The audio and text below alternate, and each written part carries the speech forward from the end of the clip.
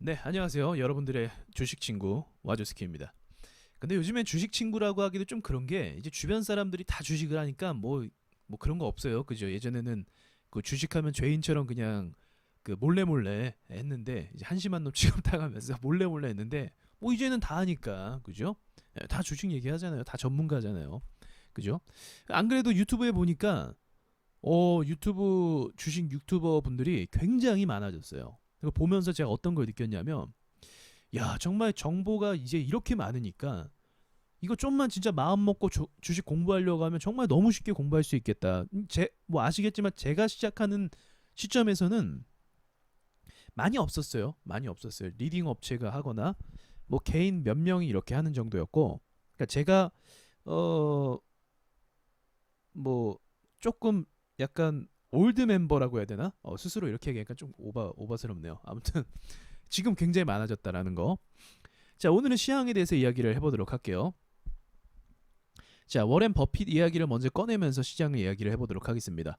자, 우리 버핏 형님이 나이가 많으시더라고요. 80이 넘으셨나 그러셨는데, 이제 장기 투자하면은 이제 그 결과 못 볼 수도 있어요. 어쩌면 이게 재수험 소리가 아니라 이제 뭐 자연의 섭리죠. 네, 장기 투자 이제 결과물 못 보실 수도 있는데, 아무튼 이번에 주주총회에서 주식 매수를 할 게 없다라고 말씀하셨어요. 동시에 그러면서 미국 시장은 다시 살아날 것이다라고 동시에 또 이야기를 했고요.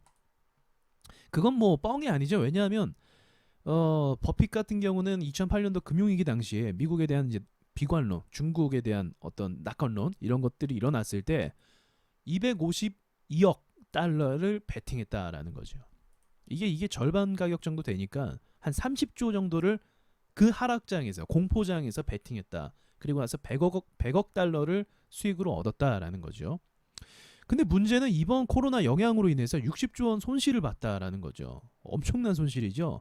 이때 252억 달러를 베팅했는데 지금은 497억 달러를 손해 본 거예요. 이때 벌었던 거 다 날린 거죠. 이번 코로나로 인해서. 그리고 동시에 지금 현금 보유를 1370억 달러를 하고 있고, 그러니까 이 이유에 대해서 이야기하니까 살 게 없다라고 하죠. 왜냐하면 연준이 빠른 대응을 통해서 투자자들의 심리를 안정시켰고, 뭐 이제 정크 본드까지 다 사주겠다라고 얘기했잖아요. 그런 막간 정책이 펼쳐지는 가운데 어떻게 주식을 살 수 있을까? 저도 그 생각을 하긴 하는데, 자, 아무튼 그런 상황에서 이제 증시가 빠른 속도로 올라오다 보니까 회복이 되다 보니까 살 기회가 없었다라는 거죠. 네, 이거는 이제 관련 기사고요. 네, 4대 항공사 주식을 전량 매도. 자, 이게 시사하는 바가 좀 크죠. 왜냐하면 항공이라는 거는 사람들을 실어 나르는 건데 교류가 된다라는 건데 교류가 되려고 하면 또 잘 먹고 잘 살아야죠. 왜냐하면 관광을 아무나 가는 게 아니잖아요. 여유 있는 사람들이 가는 거잖아요. 우리나라도 그렇고. 근데 이런 부분에 대해서 이제 비관적으로 본다라는 거죠. 그렇다면 지금 이 코로나 사태가 장기화가 될 가능성조차도 배제할 수 없고 이 경기 침체 자체도 장기화될 가능성에 대한 배제를 하지 않는다라는 겁니다. 자, 그럼 이 시점에서 나스닥 차트를 한번 보도록 할게요.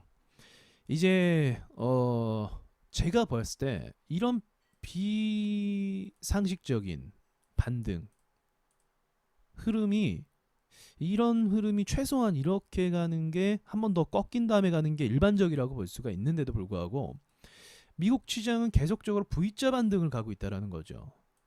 이게 뭐랄까 상황이 이미 이렇게 돼버렸지만 결코 일반적이지 않습니다. 이거는 어떤 특수한 세력의 손에 의해서 움직인다라고밖에 볼 수가 없어요. 이번에 5일 차트를 이야기하면서도 좀 그 부분에 대해서 이야기를 해볼게요. 참고하실 건데 이건 세력이 의도적일 수밖에 없다라는 거죠. 왜 그러냐면 지금 웬만한 사람들의 투자 심리는 다 꺾여 있는 상태예요. 워렌 버핏까지도 후퇴하고 있고, 그죠? 네, 손절까지 또 하고 이렇게 경제가 셧다운된 상태에서 증시가 계속적으로 상승한다라는 것은 이해가 할 수 없는 거죠. 이해가 할 수 없는 거예요. 그렇다라고 해서 이게 단타냐? 단타라고 한다면 벌써 빠졌어야 돼요. 단타 자금이 들어오면 어떤 식으로 흘러가냐면 자, 단타 들어왔죠. 갭 띄었죠. 이때 박살나면 최소 제가 찍었을 때 여기까지 내려와요. 어쩔 수 없어요. 단타 자금들은. 예, 이미 그 이런 침체된 장에서 장기 투자하려는 목적이 아니고 단타 자금들은 급락장에서 핫다랑 똑같은 거예요. 핫다랑 비슷한 개념으로 급락장에서 빠른 슈팅을 노려서 매매하는 사람들이거든요. 또 그 사람들이 시장 분위기를 또 띄워주고 그 띄워준 분위기 속에서 아무것도 모르는 사람들이 들어오고 단타 세력이 나갔을 때 뒤에 물려 있는 사람들도 추가로 나가서 추가적인 하락이 또 일어납니다. 근데 마치 주가가 마치 그 제가 차트를 많이 봤잖아요. 많이 봤는데 그런 경우가 있어요. 이제 상패까지 가는 차트들이 있거든요. 그런 차트들이 마지막으로 해먹으려고 급하게 올립니다. 정신 못 차리게 투자자들을 정신 못 차리게 저항이 있는데도 급하게 막 올리는 경우가 있어요. 네, 그런 차트들이 있습니다. 그래서 마치 그것과 같다, 그것과 유사하다라고 생각이 들고 있습니다. 어쨌든 호재 자체는 없는 상황에서 사실은 이제 치료제에 대한 부분도 1차 임상 지난 것뿐이고 2차, 3차라는 벽이 또 남아 있어요. 그럼에도 뭐 치료제가 올해 안에 나올 것이다 뭐 이렇게 얘기하면서 지금 경제를 가동시키려고 하는 움직임이 또 있죠, 미국에서. 웃긴 거는 근데 여러분 다 아시겠지만 경제를 가동시킨다고 하죠, 미국이. 근데 하루에 확진자가 몇 명이죠? 3만 명입니다. 3만 명. 3만 명이에요, 하루에 그 확진자 숫자가. 그래서 지금 120만 명이가 그렇죠. 이 상태에서 지금 경제 가동시키겠대요. 그래서 제가 봤을 때 이거는 제 생각으로는 2차적인 코로나로 인한 폭락이 올 명분이 충분하다고 봐요. 경제 재개라는 거. 근데 지금 경제 재개 안 하잖아요. 그럼 미국 사람들 지금 시위하는 거 보셨죠? 다 예민해져 갖고 총 들고 막 점검하고 있잖아요. 시위하고 있잖아요. 그러니까 굉장히 예민해진 상태라서 아마 경제를 계속 셧다운 상태를 유지하는 것도 무리가 있어요. 당장 먹고 살 수가 없는데 어떻게 지금 전염병 때문에 움직이지 않습니까? 그러니까 항의하고 데모하고 더 폭동이 일어나기 전에 지지율도 생각하면서 그런 전략적인 요소들이 다 있다고 생각하는데, 아무튼 뭐 지금 미국 증시는 굉장히 어려운 상태라고는 알 수밖에 없는 거죠. 지금 미국의 상황 자체가. 자, 그런 상황에서 뭔가 굉장히 급하게 올린다라는 느낌을 지울 수가 없다라는 겁니다, 제가 보기에는. 근데 제가 또 이거는 또 약간 확실하게 말씀드릴 수 있는 게 뭐냐면, 최근에 찍었던 이 저점 있죠? 여기는 반드시 깨게 돼 있어요, 이 라인은. 그러니까 지금 어쨌든 상승하고 난리 부르스치고 조금 더 오를 수도 있겠죠. 증시라는 건 모르는 거니까 오를 수도 있겠지만 결국은 깨버릴 겁니다. 그러면 이게 깨지면 어떻게 되죠? 한국 증시는 똑같아요. 한국 증시 지금 오르고 있죠. 네, 오르고 있죠. 뭐 기업 실적 상관없이 같이 나스닥 때문에 오르고 있고, 또 한국 자체가 방역에 1차적으로 먼저 방어를 성공을 했고, 그리고 이제 그 확진자가 이제 덜해지는 이 상황 속에서 한국 증시의 낙관론이 불면서, 왜 부는지 모르겠지만 부동산 박살나고 있는데 같이 상승하고 있는 거예요, 분위기 따라서. 근데 나스닥이 제가 말한 그 자리를 깰 가능성이 전 앞으로 있다라고 봐요. 그렇다라고 한다면 한국 증시도 얼마간은 뭐 더 움직임이 있겠지만 네, 똑같다라고 볼 수밖에 없어요. 똑같다. 대신에 나스닥보다는 저는 데미지가 좀 덜할 것이다라고 봐요, 나스닥보다. 왜냐면 우리는 이미 매를 여기서 두들겨 맞았거든요. 우리는 여기서 이미 맨매를 맞았어요. 네, 여기서 맨매를 맞았고, 그래서 빠지는 폭은 나스닥보단 덜할 거예요. 왜냐하면 2008년도 금융위기도 우리나라 증시가 조금 덜 빠졌어요, 미국보다. 미국의 그 근원 자체가 이제 경제 위기 시작점이 미국이기 때문에 미국이 더 크게 빠졌습니다. 우리나라 같은 경우는 좀 방어하는 데 성공할 수 있을 거라고 생각해요. 그래봤자 어차피 큰 폭으로 빠지는 건 변함이 없겠죠. 자, 나스닥 다시 볼게요. 제 생각으로는 그 워렌 버핏이 저가 매수로 담으려고 하는 그 가격 자체를 저는 5천 부근으로 생각했던 것 같아요. 제 생각이지만. 네. 이유가 있긴 있죠. 이유, 어떤 이유에서냐 그러냐면 일단은 차트를 제 기준으로는 차트를 봤을 때도 그렇고, 그리고 통상적으로 어떤 글로벌 경제 위기가 닥쳤을 때, 네, 모든 실제적인 지표와 실물 경제가 문을 닫았을 때 빠지는 나스닥의 하락폭이 통상적으로 있어요. 가격대가 있습니다. 그래서 그 가격대를 기다리는 게 이 정도가 적당하거든요. 그래서 그걸 기다린 것이 아닌가 생각을 들기도 해요. 그런데 뭐 다시 말하지만 연준이 방어를 미친 듯이 해주고 뭐 정크 펀드 같이 그 펀드 같이 뭐 이제 채권이죠. 채권까지 다 매입해주겠다라고 이야기하니까 증시가 뭐 상승을 해갖고 반등이 이렇게 크게 나오니까 살 수 있는 기회를 놓쳐버린 거죠. 그러면서 동시에 지금은 현금을 보유하고 있으면서 기회를 노리겠다라고 이야기하는 거고요. 네, 뭐 어차피 워렌 버핏 같은 경우는 장투이기 때문에 우리 그 워렌 버핏 매매를 우리가 그대로 대입할 수는 없어요. 대입할 수는 없지만 거기서 우리가 힌트를 얻을 수 있는 거는 이 상황 자체가 낙관적으로 볼 수는 없다라는 건 분명하다라는 거죠. 그러니까 저도 계속적으로 반복적으로 얘기하는 건데 실물 경제를 결국은 반영할 수밖에 없습니다. 증시라는 건 실물 경제에 반영할 수밖에 없어요. 자, 그럼 추가적으로 부동산 얘기를 해보도록 할게요. 자, 지금 우리나라 경제에서 가장 큰 리스크가 뭐냐면 부동산이에요. 부동산. 왜 부동산이야? 솔직히 주식은 여유자금으로 할 수 있어요. 그죠? 여러분들 여유자금 있으니까 이 주식 하는 거잖아요. 설마 막 빚지고 막 대출 받고 하는 사람이 있나요? 그러면 좀 반성 좀 해야 돼요. 여유자금으로 여기 들어오는 돈들이에요. 그래서 이걸 잃어도 사실은 주식에서 투자하는 돈을 잃어도 몰빵하는 사람도 있지만 잃어도 괜찮은 사람들이 많아요. 네. 제가 본 사람들도 많아요. 괜찮거든요. 근데 부동산은 달라요. 왜냐하면 부동산은 이미 가치 자체가 굉장히 커버리고 그 큰 커다란 가치, 그 비싼 주식이 아니에요. 비싼 부동산을 사는 데 있어서 가계의 지출이 상당하다라는 거죠. 그러니까 주식은 여유자금이라고 한다면 부동산은 이거는 재산이에요. 재산. 진짜 재산. 이것도 재산이지만 이건 전 재산이라고 볼 수가 있겠죠. 근데 지금 부동산 제가 그전에 말씀드렸는데 부동산은 주식하고 같이 폭락합니다. 그러니까 지금 주식이 폭락해서 부동산도 폭락한 거예요. 근데 이 정도의 폭락은 아마도 이전에 많이 없었던 폭락이거든요. 그리고 더불어서 지금 정도의 가격을 형성한 부동산 상승은 굉장히 거품이 껴있기 때문에 어째 똑같아요. 주식이랑. 그 최근까지 부동산을 사려고 했던 사람들은 좋은 집 사야지라는 사람들이 아니에요. 부동산 값이 오르니까 나도 한몫해야지라고 해서 들어간 사람들이라는 겁니다. 빚지고 대출 받으면서. 근데 그 부동산의 자산이 폭락해버리면 주식의 여유자금 날아간 차원이 아니라 전 재산이 반토막 난 것과 동시에 대출을 갚아야 되는데 그 대출금이 오히려 더 부담이 되고 세금이 부담이 되고 가계 지출 자체에 문제가 생기는 거죠.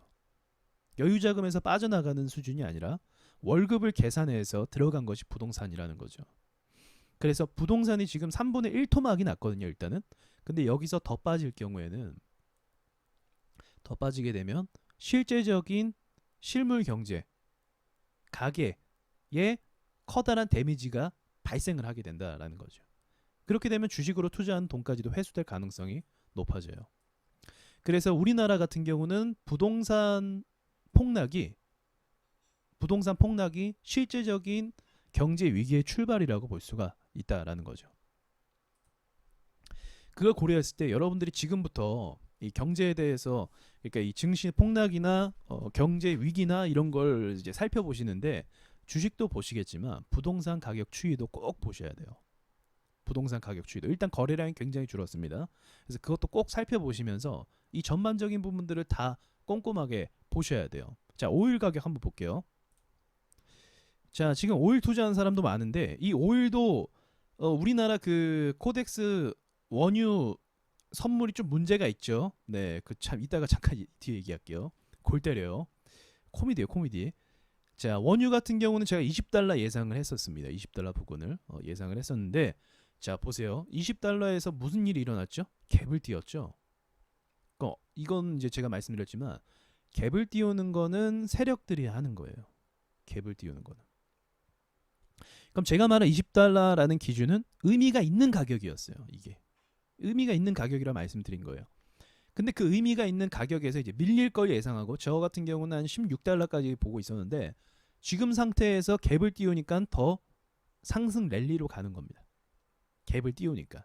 그러니까 세력이 띄운 거고 죽여버린 게 아니라 세력이 띄운 거고 원유 가격을 더 올려서 증시와 맞물린 효과를 좀 준 것 같아요. 나스닥과 같은 효과를 준 것 같아요. 자, 이걸 제가 봤을 때 일단 이 오일 가격 같은 경우는 한 28달러 정도까지 일단은 가고 이렇게 되면 가고 그다음 눌릴 때 다시 20달러 부근으로 우리가 좀 공략 지점을 삼을 수가 있어요. 그러니까 20달러 밑으로는 내려도 제가 아까 얘기한 16달러까지는 볼 수 있는데 20달러 금방 이제 여기가 박스가 될 가능성이 높아요. 20달러 박스가 되고 그다음에 20달러에서 다시 30달러 위로 갔을 때 30달러가 그 다음부터는 박스 구간이 될 가능성이 높습니다.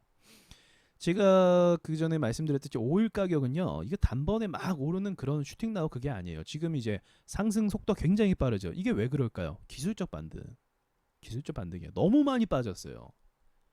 얘가 원래 저가 가격이 경제가 아무리 어려워도 저가를 찍는 가격이 한 40달러 부근입니다. 40달러. 근데 40달러에서 마이너스 갔다가 지금 이제 25달러 올라온 거예요. 그러니까 많이 올라온 건 아니에요. 떨어진 수치에 비해서. 그렇다라고 하면 지금까지는 기술적 반등으로도 볼 수가 있는 거죠. 그렇다라고 해서 빠른 속도로 계속 40달러까지 올라올 수 있는가? 그거는 일반적으로 이 흐름 자체를 봤을 때 그건 어렵고 다만 좀 흔들리고 다시 좀 밀리면서 40달러까지는 한번 찍을 가능성이 높고 가격이 보통 형성되는 가격은 20에서 30달러 이제 근방으로 될 것인데 그건 또 차트를 지켜봐야 돼요. 그거는 좀 차트를 또 지켜봐야 됩니다. 자, 그리고 오늘의 하이라이트 원유를 볼게요. 이건 코미디예요. 이거는 진짜 코미디입니다. 이게 무슨 일이 있었냐면 야, 이럴 수가 있나 싶은데 이게 이제 지금 여기서부터 베팅한 사람들이 지금 단 2주 만에 마이너스 70% 정도 손실을 봤어요. 근데 이게 아까 원유값이 반등을 줄 때 50% 정도 반등을 줬거든요. 아마 제 기억으로는 여기서부터 50%니까 그걸 반영했다라고 한다면 얘가 점상을 찍었어요. 그러니까 제가 원래 만들어져야 되는 차트를 보여드릴게요. 근데 왜 이렇게 됐는지도 말씀드리고 얘가 점상 찍어야 돼요. 그럼 여기서 시작이 될 겁니다. 여기까지 올라와야 돼요. 이게 이날 4월 23일 날 여기까지 올라와야 돼요. 그리고 또 추가적으로 올라왔죠. 왜냐면 50% 찍었으니까. 그럼 여기서 20% 10% 정도 더 오른다고 볼게요. 10% 더 오르면 여기쯤 되겠네요. 그럼 지금 원유 가격이 여기 있다가 또 한번 빠지긴 했죠. 그 뒤로 빠졌어도 이 정도에서 빠지고 다시 점상을 찍어야 돼요. 또 여기서 30% 그리고 추가로 또 지금 올랐죠 오늘. 그러니까 내일 반영될 가격은 한 7,000원 정도가 되는 게 정상이에요. 원유 가격 그대로 반영했으면 제가 조금 전 보여드렸던 원유 차트 있죠. 그거대로 가격이 갔으면 지금 7,000원을 가는 게 정상입니다. 정상 7,000원. 근데 지금 가격 어디 있죠? 3,770원에 있죠. 이게 왜 그러냐면 이제 자세한 건 뭐 하시는 분들이 다 아시겠지만 이 ETF를 운영하는 운용사에서 이 주가가 이 원유값이 폭락하니까 6월물인가 5월물인가 6월이겠다. 자, 6월물을 쫄아갖고 또 마이너스 갈까봐 쫄아갖고 투자자들을 보호한다라는 면목하에 7, 8, 9 월물로 바꿨어요. 7, 8, 9는 시세 변동이 지금 가격을 반영하지 않는 거죠. 제가 좀 전에 봤던 그 차트를 반영하지 않는 거예요. 그럼 이제 결과적으로는 떨어질 때는 마이너스 월물 가격까지 대부분 다 받고 물론 방어한 부분도 좀 있긴 하더라고요. 다 받고 교체를 다른 걸로 하는 바람에 이번에 원유가 상승했을 때 그 상승분을 반영하지 못하고 아무 의미 없이 여기까지 떨어진 겁니다. 그러니까 떨어질 때 반영은 다 하고 대부분 다 하고 올라갈 때 반영을 못했다라는 거죠. 그래서 이거 원유 투자한 사람들은 굉장히 피해자죠. 지금 피해자. 네. 그러니까 이게 단순해요. 우리 원유를 투자한다라는 게 원유 선물값에 투자하는 거면서 동시에 추종을 하는 거잖아요. 원유값에 대한 지수 추종을 하는 거잖아요. 근데 지수 추종을 하려고 한 건데 지수 추종을 못 하고 있는 거죠. ETF가 지수 추종을 못 하고 있는 게 이게 말이 됩니까? 말이 안 되죠. 그러니까 제가 이걸 보고 깨달았어요. 아, 우리나라는 이 원유를 하면 안 되는구나. 요거를 그냥 주식만 하는 게 맞는 것 같아요.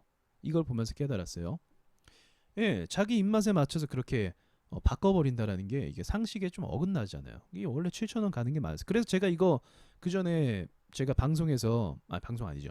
녹화에서 말씀드렸을 때 원유 갖고 있는 분들 홀딩하라고 했잖아요.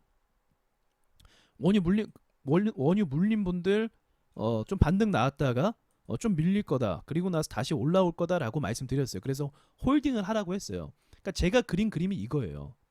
홀딩 가면 여기까지 와서 탈출할 수 있을 거라고 보고 있었던 건데 탈출은 개뿔 이거 떨어지는 거 다 반영하고 올라올 때 점상도 못 먹고 이거 10%인가밖에 상승 안 했잖아요 지금.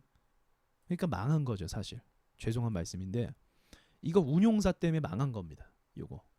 네, 멀쩡히 투자한 분들이 차트나 원유값은 제대로 이제 차트대로 갔는데 이게 운용사가 있다고 하기 때문에 투자하신 분들은 그 피해를 그대로 받아서 여기서 투자했던 사람들이 있다라면 지금 마이너스 50% 정도 계속 유지하고 있을 거야 아마.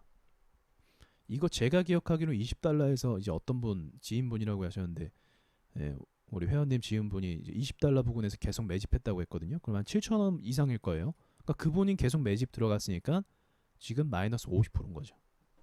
원유 매집 들어갔으면 반토막 난 거예요. 참 이런 경우도 있다는 거죠. 그래서 요거 좀 진짜 안타까워요. 요건 투자자분들의 잘못이 좀 아니라고 좀 보고 있고 이거 운용사가 그렇다고 해서 법적으로 문제가 있는 건 또 아닌 것 같기도 하더라고요. 뭐 마음대로 뭐 이렇게 월물을 바꾸는 거, 포트 조정하는 거, 그건 또 운용사가 이제 기량에 또 맡기는 부분이긴 하잖아요. 근데 해도 너무한다라는 거죠, 그냥. 예, 그래서 우리나라에서는 차라리 선물을 하면 했지, 우리나라 이 증시에 상장된 ETF는 좀 아니다라고 생각을 합니다. 네. 자, 오늘은 여기까지 얘기가 되겠네요. 아까 나스닥 얘기 좀 했었는데 일단은 지금 계속적인 상승 랠리에 대해서는 정말 알 수가 없는 부분이에요. 나스닥이 알 수가 없지만 결과적으로는 이 하락 부분에 대해서 이 밑에까지 내려오는데 결과는 전 반영을 한다라고 봅니다. 반영할 수밖에 없어요. 실물 경제 자체를 보면은 우리나라 부동산 얘기도 이제 스쳐가면서 얘기했지만 실물 경제 자체가 무너지면 투자자들이 주식에서 돈을 빼요. 돈을 빼고 다른 자산으로 넣거나 또는 이제 경제 위기가 시작이 되면서 이제 소득이 없다라고 한다면 투자가 뭐가 문제예요? 먹고 사는 게 문제지. 그래서 보수적으로 돈들이 이동을 할 수밖에 없습니다. 지금은 아직 초창기고 이 코로나로 인한 데미지가 아직은 제가 봤을 때 뭐 견딜만 한 거 같아요. 예, 견딜만 한가 봐요. 우리나라에 돈 있는 사람 많다라는 거 제가 이번에 주식 상승하면서 또 알게 됐죠. 근데 결국은 받아줄 이 고점에서 또 받아주면서 또 올라가야 될 거 아니에요. 주식이라는 건. 그러니까 받아줄 돈들은 한계가 있을 것이죠. 왜냐하면 저기 이제 워렌 버핏과 같은 사람들도 돈을 안 넣잖아요. 무슨 말인지 아시죠? 그러니까 개인 투자자가 들어가는 거 한계가 있고 그 고점에서 다시 이 기관이나 다른 전문 투자자들이 연기금 운영하는 커다란 돈들이 들어와서 받아주고 추가적으로 이게 교체가 서로 되는 거예요. 또 조정을 받고 또 호재가 있으면 또 같이 가고 그런 건데 지금은 일방적이다라는 거죠. 그러니까 이걸 기억하시고 이상 마치겠습니다.